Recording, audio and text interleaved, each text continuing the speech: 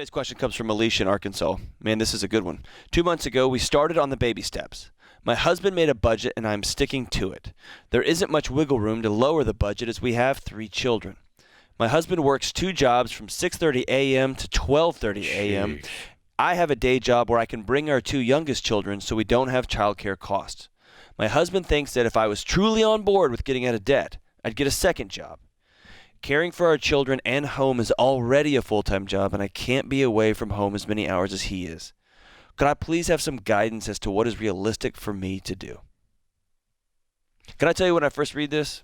You know what it sounds like?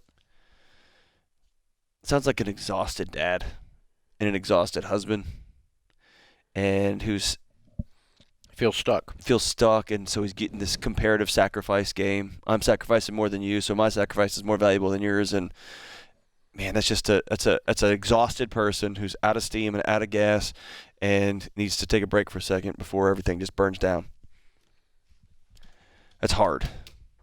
Yeah, there's one of 2 things going on in the math there. Yeah. Both of which are causing stuck, or either of which is causing stuck. Thing one is the income is very low. Yep. Even though he's working like crazy, he's not making any money. Okay.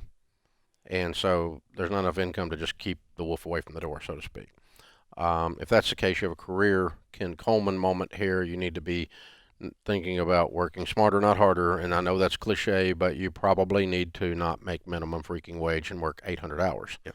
You cannot get ahead doing that. So you've got to do something where you make more money, if that's the case.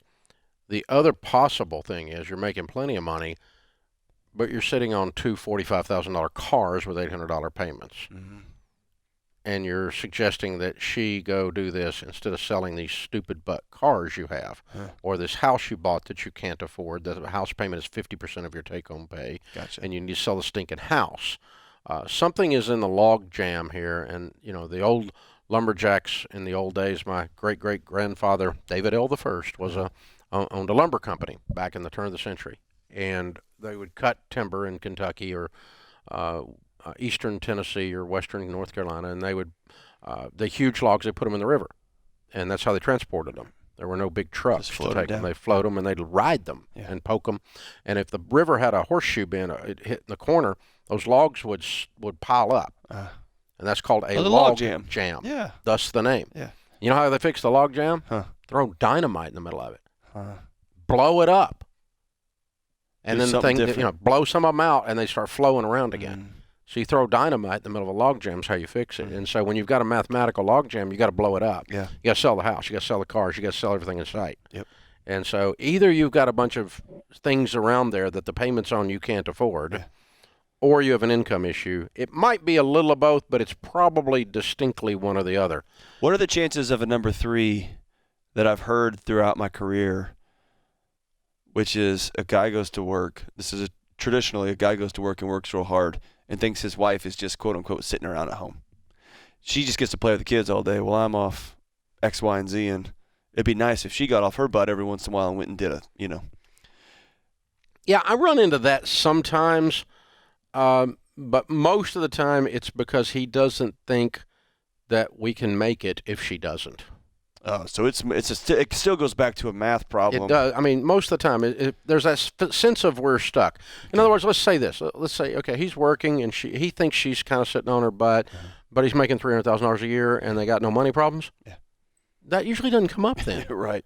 He goes, okay, sit there and eat bonbons. Yeah. And he's kind of doesn't. Maybe there's some respect issues or something like that, but he's not like slamming his fist on the kitchen table going, why don't you go to work, you lazy bum. Right. He doesn't. That usually doesn't come up there. Where it comes up is when things are tight. Yeah. Usually scary. Usually. I'm scared. I feel stuck. I feel hopeless. Yeah. Hope deferred makes the heart sick, Proverb says. And so that's kind of what's going on. So, I'm with you. I don't think this is a bad guy. I think he's a tired guy. Yeah, he's or exhausted. A stuck guy. And he can't see his way out. And he's going, we got to do something. And his version of dynamite is putting the wife out again. Yeah. You're not making enough. I'm doing all I can do, so you got to row harder. And I always want somebody, this reminds me of my grandmother used to tell me, after she had her 4th kid, she always wanted to go back to work. And my granddad used to say, we can't afford for you to go back to work because childcare costs were so expensive. Mm-hmm. And they've accelerated exponentially since back then. And so I always want to model this out too. Before you go get a second job, here's what's going to cost to put 2 or 3 kids in daycare. And buy professional clothing and put the car on the road more. Right. And fatigue food because I'm not here to cook. There you go. And pre-prepared food's more expensive than cooking from scratch. It's also not as good for you. But it takes more time at home to cook prepared food. To cook from scratch. So, yeah, there's tons of value that the home economist economically actually brings. That's exactly right. So there's something about you two need to get away for a minute and just stop and say, where are we? Yeah. Where are we? Yeah, he's a hard-working guy. He's not a bad guy. And she's a hard worker, too. Yeah, they both are. But, she's pretty pissed at him the way I can read between the lines here. Yeah. Oh, yeah. She didn't like that. No. She didn't like him calling her lazy. No.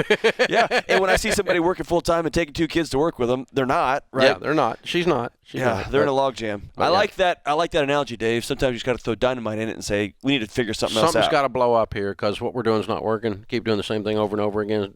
Definition of insanity. That's right. Expecting a different result.